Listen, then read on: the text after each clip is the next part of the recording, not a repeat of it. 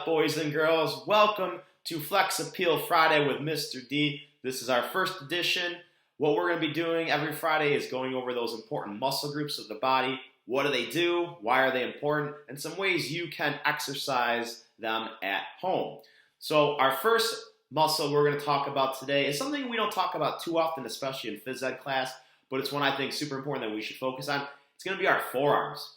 Our forearms are really important. They work on our grip strength. So for those of you who want to be able to hang from the monkey bars a little longer, or really work on that firm handshake, we are going to talk about the forearms today. So let's get right into it.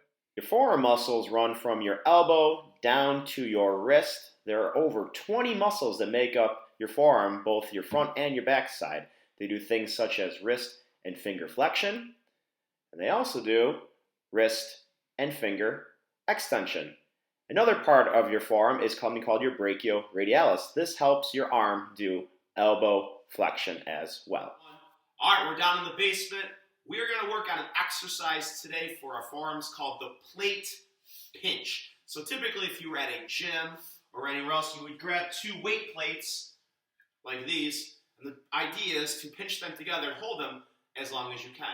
Since we are at home, we probably don't have access to these weight plates. We're going to do something called the textbook pinch today. Hopefully you can find some textbooks lying around your house, whether they're from school or your parents have some textbooks. I have a bunch from college. So what you're going to be doing is you're going to take two textbooks. Again, depending on how easy or difficult you want to make this will depend on the size of your textbooks. Obviously, the larger they are, the heavier they are, the more difficult this is going to be. So what you're going to be doing is taking two textbooks, squeeze them between your thumb and your fingers, and you're going to hold it as long as you can. Really squeezing that thumb into your fingers, holding it in one hand as long as you can. But once you can't hold any longer, you're going to drop those textbooks. So I got two demonstrators here who are going to do it. Mr. Evan, 2 for you. Miss Kayla, 2 for you. And they're going to demonstrate how to do it, going with one hand first, squeezing it as long as I can. We'll see how long we can do for. Again, when you first do it, it's going to feel a little easy, but the longer you go, the more difficult it's going to be. Your ideal challenge is try to go at least 30 seconds in each hand. How are we doing? Difficult?